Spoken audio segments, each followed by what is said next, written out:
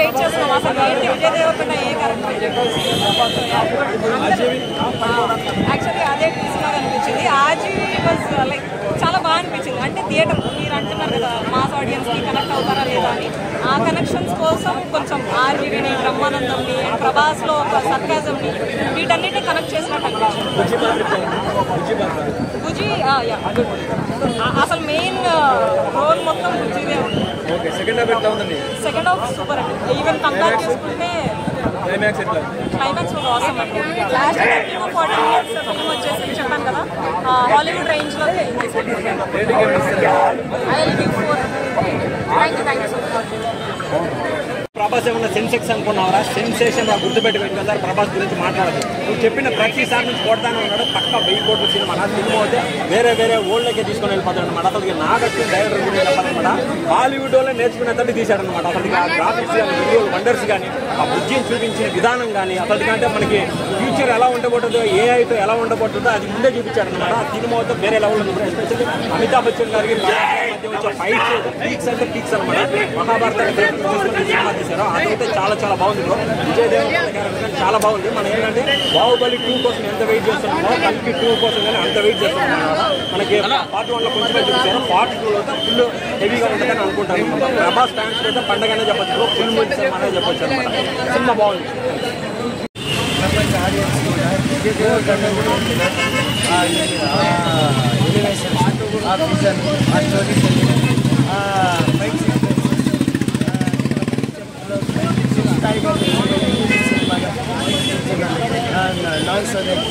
ఎంత తక్కువ చెప్తున్నారు, ఎంత ఎక్కువ చెప్తున్నారు, అది తక్కువే అవుతారు. రాముడు నేర్చుకున్నాడు అసాధారణమైన గొప్ప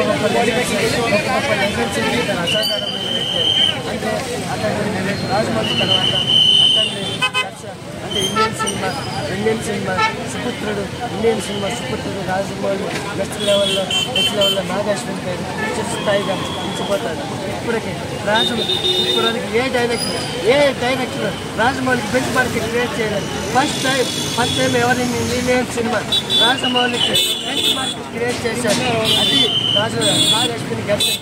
అంటే ఎన్నో గొప్ప సినిమాలు చూసే ఎన్నో ఎక్స్పీరియన్స్ ఉంది రాజమౌళికి. 3 సినిమాస్ ఎక్స్పీరియన్స్ రాజమౌళికి బెంచ్ మార్క్. అంటే నువ్వు next cinema Mahesh Babu తీయబోయే cinema, next కలికి మించిపోయే సినిమాలు నేను తీయలేనా అంటే అవ్వకయ్యే విధంగా రాజమౌళి ఒక క్షణం ఆలోచించాడు. అంటే ఎంత గొప్పగా సినిమా తీశాడు అనేది ఊకందని రేంజ్లో మనం అర్థం చేసుకోవచ్చు. అంత పవర్ఫుల్ క్యారెక్టర్స్ విజయ్ గారు నేను ఎక్కడ చూడలేదు.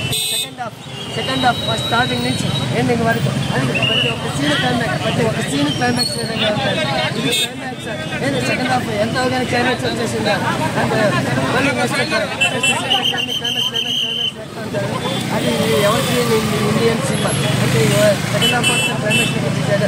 లాస్ట్ 20 minutes అయితే అసలు గూస్ బంప్స్ అంటే మన బాడీలో బ్లడ్ సెల్స్ అన్ని పరుగులు పెడతాయి. అంటే మనం ఎలా పరుగులు పెడతాయంటే మన హార్ట్ బీట్ ఎన్ని రెట్లు కొట్టుకుంటారో అంత విధంగా కొట్టుకునే విధంగా ఎలివేషన్స్. ఆ ఎలివేషన్స్ ఇండియన్ సినిమా చరిత్రలో రాజమౌళి తర్వాత గొప్ప ఎలివేషన్స్ పడిన కేజీఎఫ్లో యూజ్ ఎలివేషన్స్ అంటే Mahabharatam story telling Rajamouli vision ఒక విజన్ ఉంది. ఓకేనా?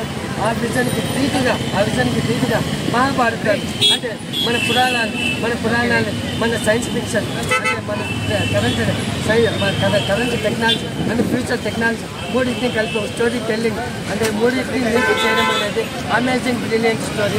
దానికి గట్స్ ఉన్న వాళ్ళు రాజమౌళి వస్తాడు, విజయ్ దేవరకొండ వస్తాడు మూవీలో. సూపర్ అన్న సినిమా. అసలు నిజంగా ఎంత బాగుందంటే అంత బాగుంది. చెంబాల అది అసలు హైలైట్ అన్నది. చాలా బాగుంది. సినిమాలో ఏ పాట మంచిగా నాకు favourite only just Ashwatthama and Prabhas, Kamal Haasan పాటలు ఏం లేవు. అది అంతిమ సాంగ్స్ రిలీజ్ చేసిరు అన్న సినిమాలు.